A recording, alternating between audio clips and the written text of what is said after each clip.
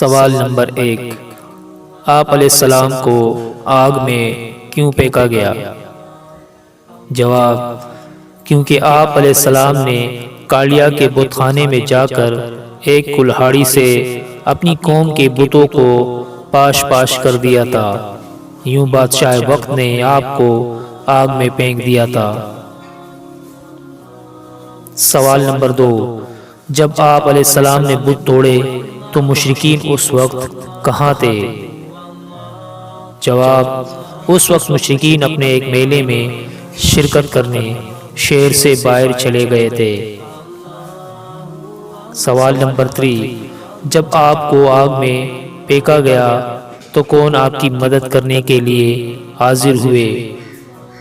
جواب، جب نمرود نے آپ علیہ السلام کو آگ میں پھینکا تو جبرائیل آپ کی خدمت میں حاضر ہوئے اور ہر قسم کی مدد کا یقین دلایا۔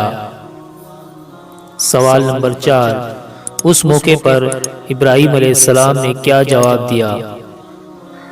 جواب، آپ نے جبرائیل سے کہا کہ مجھ کو تیری مدد کی ضرورت نہیں ہے، بلکہ میرا رب مجھے دیکھ رہا ہے۔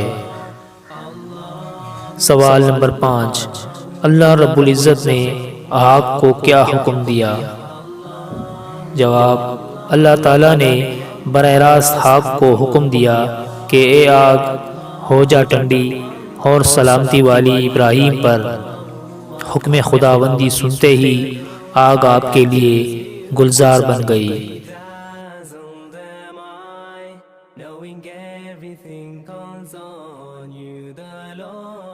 اللہ الذی یہدینا جمیعا، اللہ الذی نعتز به جمیعا۔